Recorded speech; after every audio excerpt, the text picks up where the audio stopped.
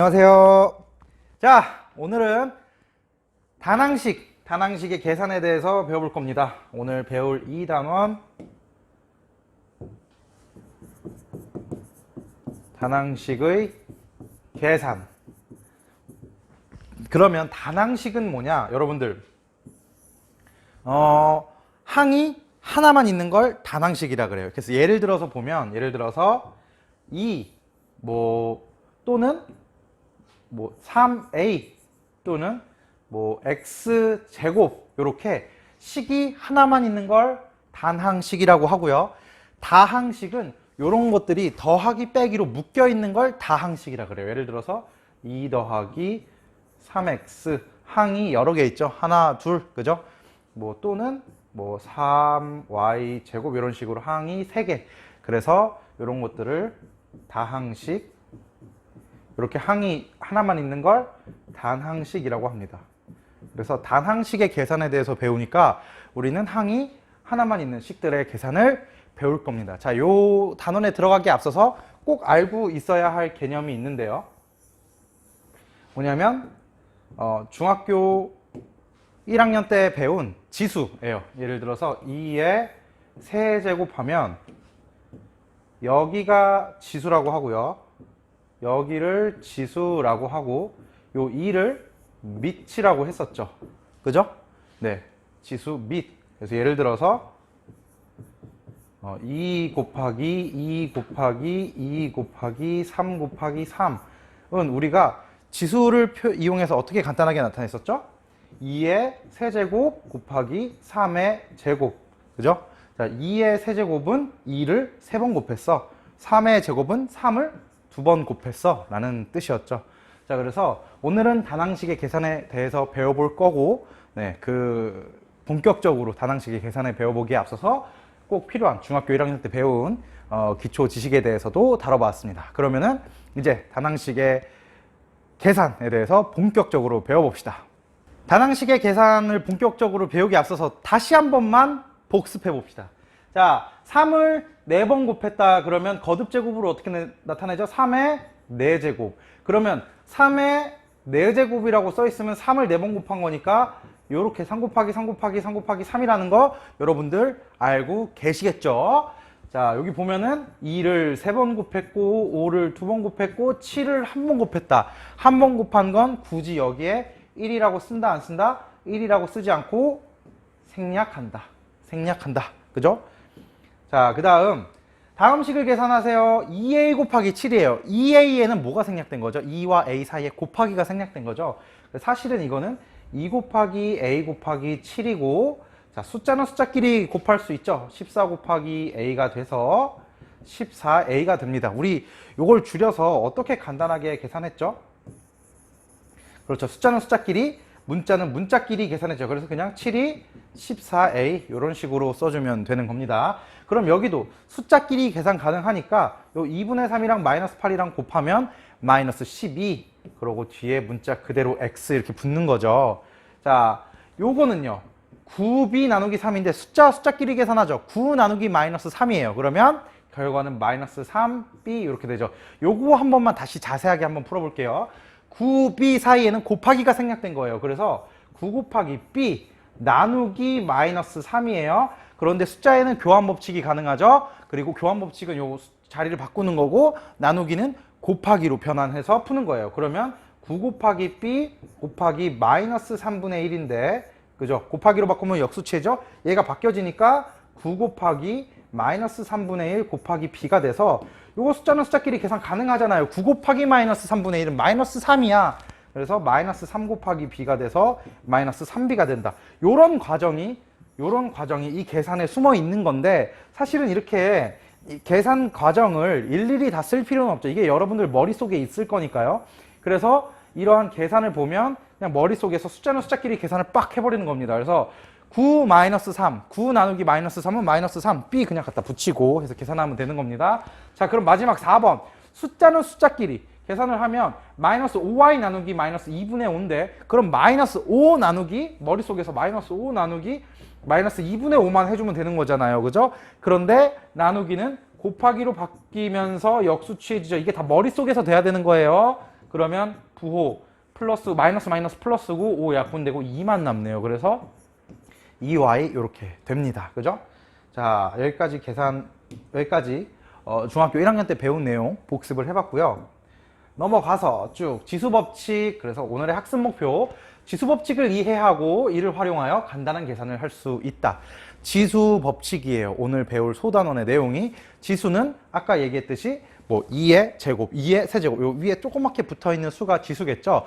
그러면은 왜 지수법칙이라는 표현을 썼냐, 어떤 밑이 같은 그 숫자들끼리 계산을 했을 때 지수법칙이란 걸 이용하면 굉장히 간단하게 계산을 할 수 있거든요. 그래서 자, 여러분들이 꼭 알아둬야 되는 건 뭐냐면, 수학은 배우면 배울수록 물론 배워야 할 게 많지만 더 간단해지는 거예요. 뭔가 큰 숫자를 계산을 간단하게 하려고 이런 법칙들을 배우는 거거든요. 그래서 배울 때는 처음에는 뭐 좀 이런 거 왜 배워 하지만 굉장히 큰 수를 좀 더 효율적으로 계산하기 위해서 지수 법칙을 한다. 왜? 지수가 뭐 2의 10제곱, 이거 그 숫자로 표현하면 1024거든요. 그럼 2의 10제곱 곱하기 2의 20제곱 하면은 뭐 1024 곱하기 2의 20제곱은 계산도 안 돼. 엄청 커. 이거를 직접 다 일일이 계산할 수 없으니까 지수를 이용해서 큰 수를 좀 간단하게 나타낸다. 그리고 그것들을 지수 법칙을 이용해서 계산한다라는 것만 아시고 오늘 수업을 들으면 될 것 같습니다. 자, 그래서 지수 법칙 그림은 뭐 여러분들이 읽어보고요. 자,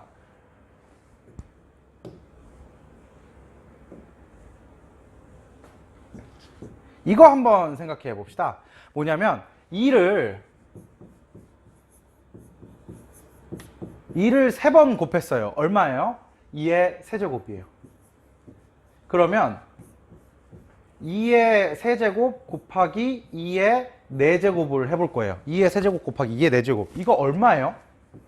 그러면 우리가 배운 내용을 토대로 계산을 해보면 2의 세제곱은 2를 몇 번 곱한 거예요? 3번 곱한 거예요. 그래서 2 곱하기 2 곱하기 2를 한 게 2의 세제곱이에요. 그죠?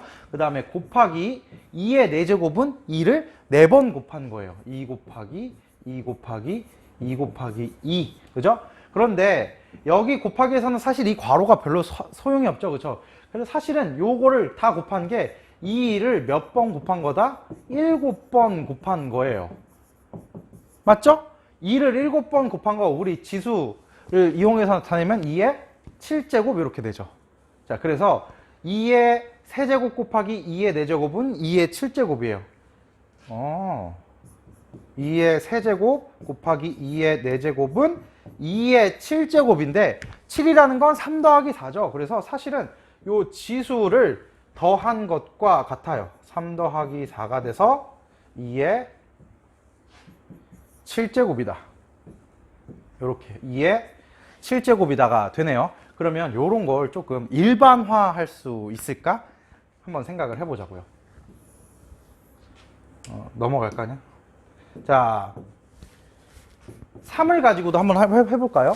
예를 들어서 3의 제곱 곱하기 3의 5제곱을 한번 해보자. 그러면 우리가 어떤 걸 생각할 수 있냐면, 얘는 아까 밑이 같은 경우에는 한 방에 다 계산이 가능하잖아요. 얘를 풀고 얘를 풀어서. 그죠? 그래서 3의 2 더하기 5가 돼서 3의 7제곱이 될까가 궁금한 거예요. 그죠? 자, 그러면 정말로 3의 7제곱이 되는지 다시 한번 계산을 해봅시다.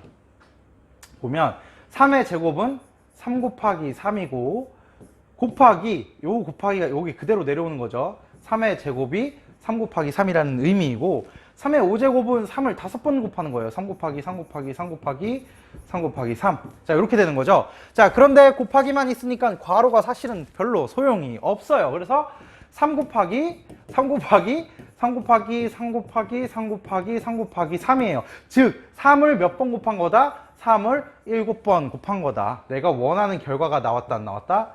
나왔다라는 겁니다. 그죠? 그래서 자, 우리는 뭘 알 수 있냐면, 정리를 해보자면, 밑이 같을 때 a의 m제곱 곱하기 a의 n제곱은 어떻게 되느냐?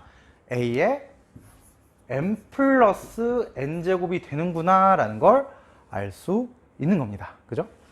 자, 교과서를 한번 들어가 볼까요? 요거 한번 같이 풀어봅시다. 생각 열기.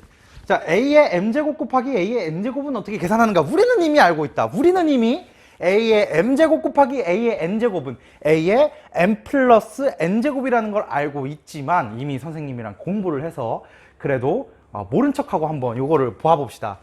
같은 부피를 가지고 있더라도 물체마다 그 무게는 다르다. 그래서 무게의 단위를 정할 때 물의 무게를 이용하는데 4도씨의 물 1세제곱센티미터의 무게를 1g이라고 한다. 4도씨의 물 1세제곱센티미터의 무게를 1g. 왜 4도씨일까? 이거는 과학 상식이긴 한데 뭐 선생님도 중학교 과학을 배운 지 이제 20년 정도 됐으니까 기억은 잘 안 나는데 내가 기억하기에 4도씨의 물이 뭔가 밀도가 가장 높아서 그런 것 같아요. 4도씨의 물이 아마 밀도가 가장 높을걸요? 중학교 때 배웠던 기억이 있는데 뭐 아니면 말고요. 혹시 아니면 수업 시간에 선생님을 혼내주세요. 자, 1번 1kg은 1g의 10의 세제곱배, 즉 10의 세제곱g이다. 10의 세제곱은 10을 몇 번 곱한 것인지 말해보자. 몇 번? 3번. 10 곱하기 10 곱하기 10이죠. 자, 1톤은 1kg의 10의 세제곱배야. 즉 1톤은 10의 세제곱 킬로그램이에요. 그러면 요거 자, 1kg은 10의 세제곱 g이고 자, 1톤은 10의 세제곱 킬로그램이에요. 그죠? 근데 10의 세제곱 킬로그램이라는 건 사실은 10의 세제곱 곱하기 1kg이죠. 그런데 1kg이 10의 세제곱 g이니까 10의 세제곱 곱하기 10의 세제곱 g이 돼서 요 숫자끼리 계산하면 10의 6제곱g 이렇게 되나요? 그죠? 네, 이렇게 되네요. 네, 10의 세제곱 곱하기 10의 세제곱은 10을 몇 번 곱한 것인가? 6번이죠. 왜? 여기는 10 곱하기 10 곱하기 10 여기도 10 곱하기 10 곱하기 10을 곱한 거니까요. 그죠? 넘어가서 요거 지금 선생님이 설명한 거예요. 요거 다 설명한 겁니다. 그래서 자, 일반적으로 다음 지수 법칙이 성립한다. 여기 별표 지수 법칙. m과 n이 자연수일 때 a의 m제곱 곱하기 a의 n제곱은 a의 m 플러스 n이다. 여러분들 지수 법칙을 배울 때 중학교 2학년 수준에서는 여기에 자연수만 들어갑니다. 알겠죠? 뭐 a의 마이너스 2분의 1제곱 이런 거는 중학교 2학년 때는 다루지 않습니다. 지수에 자연수만 들어갑니다. 아시겠죠? 그래서 m과 n이 자연수일 때 a의 m제곱 곱하기 a의 n제곱은 a의 m 플러스 n인데 왜 그렇다? 얘가 몇 번 곱해진 거야? a를 m번 곱하고 얘는 a를 n번 곱한다. 그죠? 요렇게 된다. 그런데 얘는 m번, 얘는 n번. 맞죠? 그런데 괄호가 필요 없으니까 a를 m번 곱한 거랑 a를 n번 곱한 게 이렇게 곱해져요. 그러니까 여기 a가 몇 개 있는 거예요? m 플러스 n개 있는 거죠. 그래서 a의 m 플러스 n제곱으로 쓸 수 있다라는 겁니다. 요게 지수 법칙 1이네요.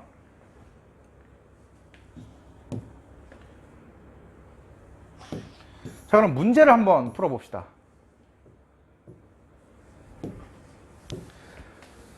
예제 1번 7의 4제곱 곱하기 7의 5제곱은 7의 요 지수끼리 더하는 거니까 4 더하기 5 이렇게 돼서 7의 9제곱 되네요.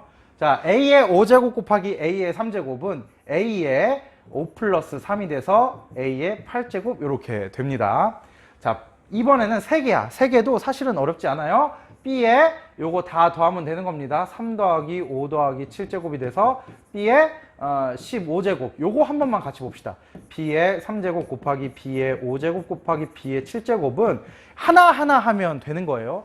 요거 두 개 먼저 지수 법칙을 우리가 쓸 수 있죠. b의 3제곱 더하기 5제곱 곱하기 b의 7제곱이에요. 그러면 또 지수 법칙을 쓸 수 있네요. b의 3제곱 더하기 5제곱 더하기 7제곱 이렇게 되는 거죠. 물론 얘를 계산해도 되지만 그냥 3개를 사실 곱한 게 이렇게 된다는 걸 표현하기 위해서 여기는 그냥 계산하지 않고 8이라고 쓰지 않고 3 더하기 5로 내비뒀습니다.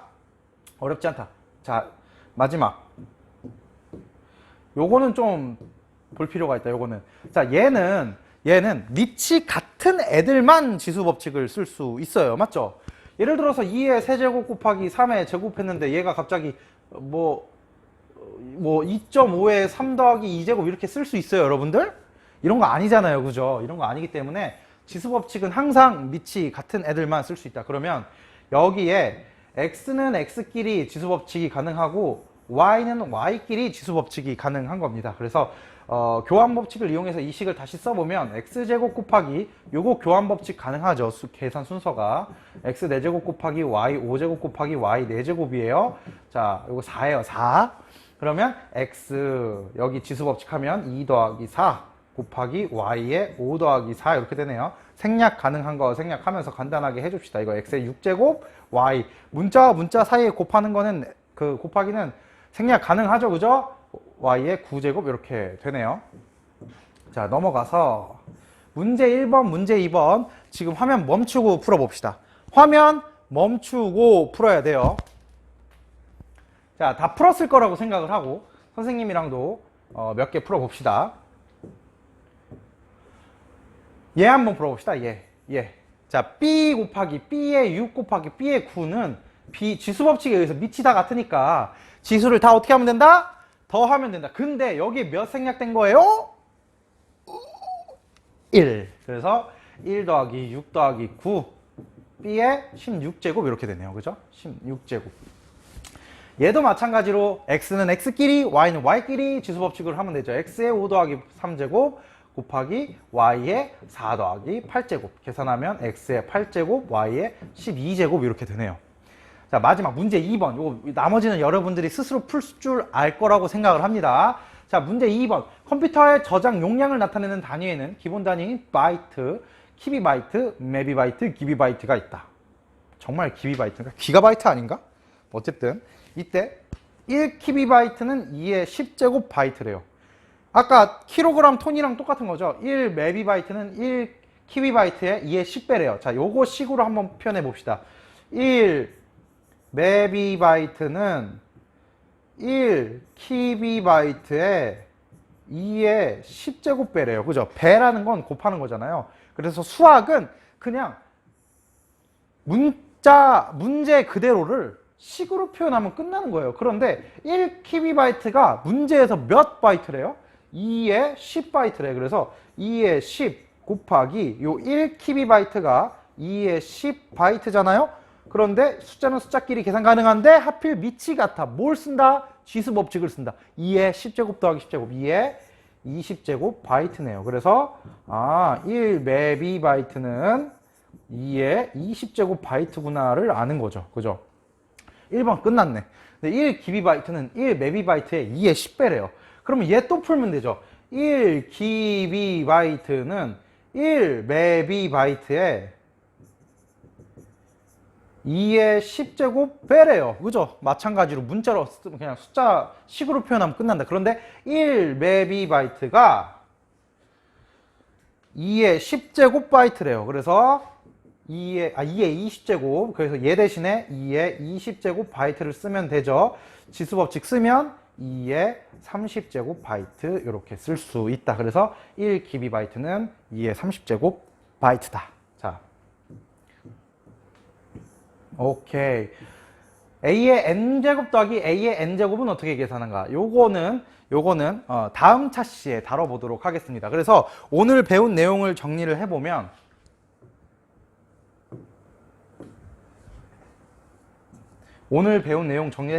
오늘은 지수법칙 1에 대해서 배웠죠.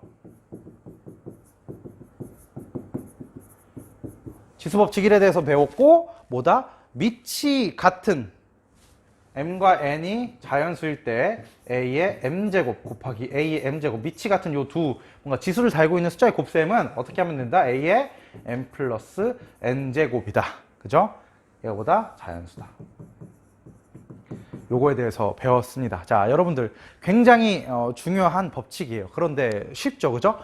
다음 시간에 배우는 것도 다다음 시간에 배우는 것도 다낭식의 계산에서 배우는 지수 법칙은 뭐 그다지 어렵지 않습니다. 그래서 조금 빠르게 여기서는 진도를 빼보도록 할 거예요. 아시겠죠? 네. 네, 자, 고생 많았고요. 또 금방 다른 영상으로 찾아뵙겠습니다. 수고하셨습니다.